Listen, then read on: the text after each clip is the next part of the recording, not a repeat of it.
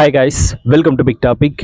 ரஜினிகாந்த் அவர்களுக்கு கொஞ்ச நாட்களாக தூக்கமே இல்லை அப்படின்றது கன்ஃபார்மாக தெரியுது.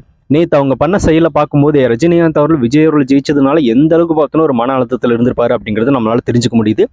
தமிழ்நாட்டிலே விஜய் அவர்கள் ஜெயிச்சிட்டார் அப்படின்ற அதிர்ச்சி திமுக ஸ்டாலினுக்கோ எடப்பாடிக்கோ இது எல்லாத்தையும் தாண்டி அதிக அளவில் இருந்திருக்கிறது யாருக்கு அப்படின்னா ரஜினி அவர்கள் தான் இருந்திருக்கும் அப்படிங்கிறது எல்லாருக்குமே தெரியும்.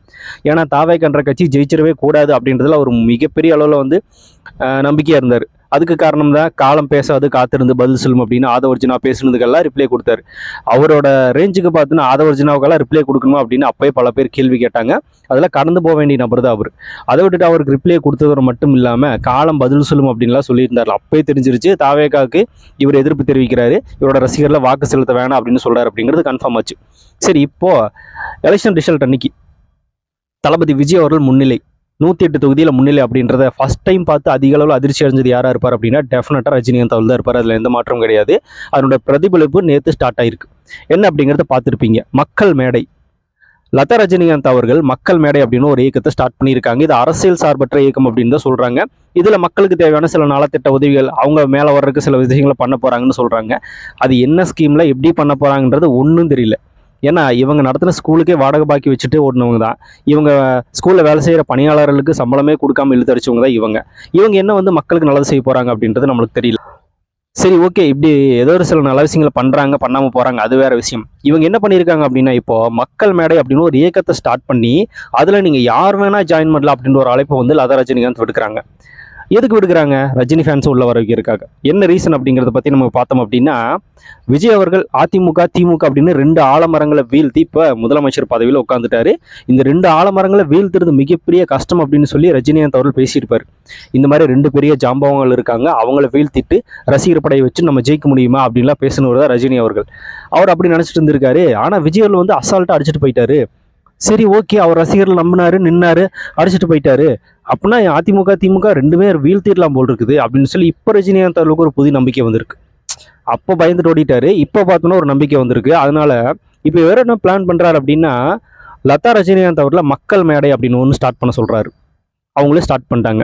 ஏன் டேரக்டர் ரஜினிகாந்த் அவர்களே ஸ்டார்ட் பண்ணலாமே? ஸ்டார்ட் பண்ணால் ரஜினி ஃபேன்ஸே கழுவி ஊற்றுவாங்க அப்படின்றது அவருக்கு தெரியும். இவருக்கு வேற வேலை இல்லைப்பா, வரேன்னு சொல்லி 30 வருஷமா ஏமாத்தினாரு. திடீர்னு வந்ததே கழிச்சிட்டு போயிட்டாரு. இப்போ மறுபடியும் பார்த்தோன்னு ஒன்று ஸ்டார்ட் பண்ணாரு அப்படின்னு சொல்லி அவர் ஃபேன்ஸே அவரை கழுவி ஊற்றுவாங்க அப்படின்றது அவருக்கு தெரியும். அதனால லதா ரஜினிகாந்தை வச்சு மக்கள் மேடை அப்படின்னு ஒன்று ஸ்டார்ட் பண்ணுறாரு. அதை ஸ்டார்ட் பண்ணிட்டாங்க. நேம் கூட அப்படியே மாறாமல் இருக்கு. ஏன்னா 2021 ரஜினி அவர்கள் கட்சி ஆரம்பிக்கும் போது அவரோட கட்சி நேம் எதுவாக இருக்க போகுது அப்படின்னு சொல்லி நீ சொல்லியாச்சு அப்படின்னா மக்கள் சேவை கட்சி அப்படின்னு சொல்லி இருந்துச்சு அப்படின்றத பார்த்துருந்தோம். அதை தான் தேர்தல் ஆணையத்தில் பதிவு பண்ணியிருக்காரு அப்படின்ற தகவல் எல்லாம் வெளியாச்சு. சரி, இப்போ அந்த மக்கள் சேவை கட்சியை இந்த இயக்கமாக மாற்றும் போது மக்கள் மேடைன்னு மாற்றிட்டாங்க, அவ்வளோதான். இப்போ இதில் நிறைய ரஜினி ஃபேன்ஸ் ஜாயின் பண்ணுவாங்க அப்படிங்கிறது தெரியும். பொதுமக்கள் கூட ஜாயின் பண்ணுவாங்க அப்படிங்கிறது எனக்கு தெரியாது. ரஜினி ஃபேன்ஸை ஒரு சில பேர் ஜாயின் பண்ணுவாங்க, இல்லை அப்படின்னா ரஜினி ஃபேமிலியே ஜாயின் பண்ணிக்குவாங்க, வேற யாரும் வரமாட்டாங்கன்னு நினைக்கிறேன். ஆனால் தெரிஞ்சு ரஜினி ஃபேன்ஸ் உள்ளே வருவாங்க. அப்படி உள்ளே வந்துட்டாங்க அப்படின்னா ஃபேன்ஸ், அதாவது மெம்பர்ஸ் இருக்காங்களே, எத்தனை ரஜினி ரசிகர் உள்ளே வர்றாங்க, எத்தனை மக்கள் உள்ளே வர்றாங்க அப்படிங்கிறது அவங்க ஒரு கணக்கு எடுத்துப்பாங்க. இவ்வளோ மெம்பர்ஸ் நம்மளுக்கு சப்போர்ட் பண்ணுறாங்களா அப்படின்னு தெரிஞ்சதுக்கு அப்புறமா இவங்க என்ன பண்ணுவாங்க? ஆளுங்கட்சியாக இருக்கிற விஜய் அவரில் ஏதோ ஒரு தவறு நடந்துச்சு அப்படின்னா கேள்வி கேட்பாங்க. அப்புறம் என்ன பண்ணுவாங்க? இவங்களுக்கு தொண்டர்கள் பலம் கூட்டிகிட்டே போச்சு அப்படின்னா தொண்டர்கள் என்ன சொல்லுவாங்க? இதை நீங்கள் ஒரு கட்சியாக கன்வெர்ட் பண்ணிடலாமே அப்படின்னு சொல்லி ஒரு அட்வைஸ் கொடுப்பாங்க. அப்படி கொடுக்கறதுக்காக தான் இவங்க வெயிட் பண்ணுவாங்க. அப்படி கொடுத்ததுக்கு அப்புறமா என்ன பண்ணுவாங்க அப்படின்னா மக்கள் மேடை அப்படிங்கிறத மக்கள் சேவை கட்சியாக மாற்றிடலாம் அப்படின்னு பிளான் பண்ணுவாங்க. ரசிகர்கள் ஆசைப்பட்டாங்க, நம்மளோட மக்கள் மேடையில் வர நிறைய மெம்பர் ஜாயின் பண்ணிட்டாங்க, அதை நம்ம ஒரு கட்சியாக மாற்றக்கூடாது அப்படின்னு சொல்லி நாங்கள் மக்கள் சேவை கட்சியாக மாற்றிட்டோம் அப்படின்னு ஒரு விஷயத்த கன்ஃபார்மாக மாற்றுவாங்க. 2031 எலெக்ஷனில், இல்லைன்னா 2029 இந்த எலெக்ஷனில் கூட பார்த்தோன்னா இது அவங்க பண்ணுறதுக்கு வாய்ப்பு இருக்குது. பாராளுமன்ற எலெக்ஷனுமே கூட அதை பண்ணுறதுக்கு வாய்ப்பு இருக்குது. அதுக்காக தான் ஒரு என்ன சொல்லுது, ஒரு அஸ்திவாரமாக இதை போட்டிருக்காங்க அப்படின்றது கன்ஃபார்மாக தெரியுது. இதில் இன்னொன்று என்ன அப்படின்னா சங்கீத்தனம் தெரியுது அப்படின்னா நேற்று அண்ணாமலை அவர்கள் ஒரு புதிய கட்சி ஸ்டார்ட் பண்ண போகிறேன்னு சொல்லியிருந்தாரு. கட்சி நேம் இன்னும் வரல. அவரும் அதே மக்கள் சேவை கட்சின்னு தான் பேர் வைக்க போறாரு அப்படின்னு நியூஸ் எல்லாம் போயிட்டு இருக்கு. ரஜினிகாந்த் அவர்கள் ஆல்ரெடி இது பதிவு பண்ணது அவரோட கட்சிக்கு, அதுன்னு போயிட்டு இருக்கு. சரி, நேம் வரட்டும், அப்புறம் பார்த்துக்கலாம். இப்போ அண்ணாமலை அவர்கள் நேற்று ஒரு கட்சி ஸ்டார்ட் பண்ண போறேன்னு சொல்றாரு. அதுல ஒரு முக்கியமான விஷயத்தை பேசுறாரு. 2020 ரஜினி அவர்கள் கட்சி ஸ்டார்ட் பண்ணும்போது என்ன அழைச்சாரு அப்படின்னு சொல்லி பேசியிருக்காரு. அதே நேரத்தில் லதா ரஜினிகாந்த் என்ன பண்ணுறாங்க? மக்கள் மேடை அப்படின்னு ஒரு இயக்கத்தை ஸ்டார்ட் பண்ணுறாங்க. இன்னும் 2மே சிங்க் ஆகுது அப்படின்னு சொல்லி. நான் ரஜினியும் சங்கி அப்படிங்கிறது தெரியும், அண்ணாமலையும் பார்த்தோன்னா சங்கி கட்சியிலேருந்து வெளியே வந்திருக்காரு அப்படிங்கிறது தெரியும். அவரோட வேலைப்பாடுகளும் சங்கித்தனமாக தான் இருக்கும். இந்த 2 சங்கிகளுமே சேர்ந்து ஒரு கட்சி ஆரம்பிக்கிறாங்க, ஒரு இயக்கத்தை ஆரம்பிக்கிறாங்க. அப்படி இருக்கிறப்ப இதில் ஏதோ சிங்க் ஆகுது அப்படின்னு சொல்லி நிறைய பேருக்கு டவுட்டும் இருக்குது. இவங்க 2 பேரும் வந்து தனித்தனியாக இருக்காங்க. எலெக்ஷன் வர்றப்போ 2 பேரும் ஒன்று சேர்ந்துக்குவாங்க. கூட்டணி வச்சு நம்மளும் வந்து அதிமுக திமுக மட்டும் இல்லாமல் தாவேக்காவும் வீழ்த்திடலாம் அப்படின்ற ஒரு பிளானை போட்டு இப்போ இவங்க உள்ள என்ட்ரு ஆகுறாங்க அப்படின்ற தகவல் பரவலாக பேசப்பட்டுட்டு வருது. இது நடக்கிறதுக்கும் வாய்ப்பு இருக்குது. ஏன்னா விஜய் முதலமைச்சர் ஆனது ரஜினியால் ஜீரணிக்க முடியாது அப்படிங்கிறது எல்லாருக்குமே தெரிஞ்ச விஷயம் தான். அதனால நம்ம டேரெக்டாக ஆரம்பிச்சோம் அப்படின்னா பிரச்சனை. நம்ம ஒய்ஃபை வச்சு ஸ்டார்ட் பண்ணுவோம். ஃபர்ஸ்ட்டு என்ன ரியாக்ஷன் வருது, எப்படி தொண்டர்கள் உள்ளே வர்றாங்களா, நம்ம ஃபேன்ஸ் எல்லாம் எத்தனை பேர் உள்ளே வர போகிறாங்க அப்படின்றதெல்லாம் பார்த்துட்டு அதுக்கப்புறமா நம்ம மேலே அதே மரியாதை இவங்க வச்சுருந்தாங்க அப்படின்னா நம்ம இன்னும் உள்ளே என்ட்ரு ஆகிக்கலாம் அப்படின்னு ஒரு பிளானில் இந்த விஷயத்த பண்ணுறாங்க அப்படிங்கிறதுல எந்த வித மாற்றமும் கிடையாது. இதெல்லாம் வந்து ஒரு ஸ்டார்டிங் பேஸ்மெண்ட் தான். விஜய் அவர்கள் ஆட்சியை பிடிச்சதுக்கப்புறமா இவர்களெல்லாம் மிகப்பெரிய நம்பிக்கை வந்துருச்சு. அப்படின்னா நம்மளும் பண்ணலாம் போல நம்ம ரசிகர்களை வச்சுட்டு அப்படின்னு சொல்லி இவர் ரசிகர்களை பயன்படுத்த வந்திருக்காரு. விஜய் அவர்கள் கால நேரம் சூழல் எல்லாமே அறிஞ்சு நம்ம இந்த இடத்துல வரணும் அப்படின்னு தெளிவாக முடிவெடுத்து அரசியல் கட்சி ஒன்று ஸ்டார்ட் பண்ணி ரசிகர்களோட ஆதரவு மட்டும் இல்லாமல் மற்ற ரசிகர்களோட ஆதரவு மக்களோட ஆதரவு பெற்று தான் இவர் வெற்றி பெற்று உட்காந்துட்டு இருக்காரு. இவர் நினைச்சிட்டார் அப்படின்னா ரசிகர்களை வச்சு ஓட்டு போட்டு ஜெயிச்சிட்டாரு அப்படின்னு மாதிரி நினச்சிட்டு இருக்காரு போல.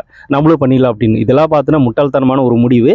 இதை தயவு செஞ்சு மாற்றிக்கிட்டு அந்த மக்கள் மேடையை மக்களுக்கு நல்லது செய்யக்கூடிய மேடையாக மட்டும் வச்சுருந்தாங்கன்னா ரொம்பவே நல்லது. அதில் மாற்றுக்கிறது இல்லை. ஆனால் இவங்க அதை பண்ண மாட்டாங்க அப்படின்றதுலையும் எந்த ஒரு சந்தேகம் கிடையாது. கூடிய விரைவில் அது கட்சியாக மாற்றக்குண்டான ஒரு அசிவாரமாக தான் இதை ஸ்டார்ட் பண்ணுறாங்க.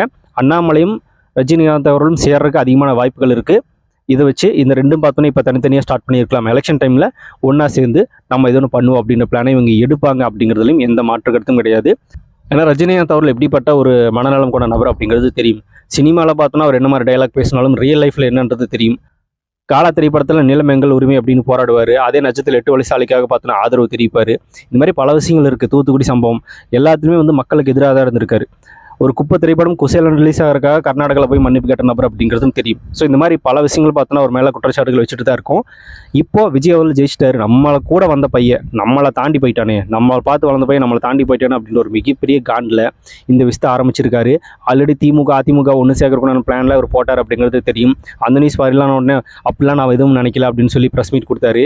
இவரோட ஏஜுக்கு இவரோட விஷயங்களுக்கெல்லாம் இந்த ரூமர்ஸ் எல்லாம் கடந்து போயிடணும். ரூமர்ஸாக இருந்துச்சு அப்படின்னா அதை கடந்து போயிடணும். அதுக்கெல்லாம் உட்காந்து பதில் சொல்ல வேண்டிய அவசியம் அவர் கிடையாது. ஆனால் அவர் பதில் சொல்லும் போதே தெரிஞ்சிருச்சு இது டெஃபரெண்ட்டாக நடந்திருக்கு அப்படின்னு. ஏன்னா விஜய் மேலே எந்த அளவுக்கு அதிகமான விமர்சனங்கள் அவர் ஃபேமிலி ரீதியாவோ வேறு எந்த விமர்சனம் வச்சாலும் அவர் எதுக்குமே ரியாக்ட் பண்ண மாட்டார். அது கடந்து போயிடுவார். ஏன்னா அதுக்கு பேசணும் அப்படின்னா அது உண்மையாயிரும் அப்படின்றது அவருக்கு தெரியும். அந்த மாதிரி ஒரு பேசிக் நாலேஜ் ரஜினி அவர்களுக்கு கிடையாது. ஸோ அதனால் இந்த மாதிரியான சில விஷயங்களை அவர் பார்த்துட்டு இருக்கும்போது இவர் நிஜமாலுமே இதை தான் பண்ண வராரு அப்படிங்கிறது கன்ஃபார்மாக தெரியுது. கூடிய விரைவில் இது ஒரு அரசியல் கட்சியாக மாற்றப்படும் அப்படிங்கிறதுல எந்த வித மாற்றமும் கிடையாது. நீங்கள் என்ன நினைக்கிறீங்க இதை பற்றி அப்படிங்கிறத கமெண்ட்டில் ஷேர் பண்ணிட்டு போங்க. அப்படியே பிக் டாபிக் சேனல் யாராவது சப்ஸ்கிரைப் பண்ண வந்து மறக்காமல் சப்ஸ்கிரைப் பண்ணி வச்சுக்கோங்க. நிறைய big topics political news trending news cinema updates அப்படி நிறைய நம்ம சேனலில் திறந்து வரப்போகுது.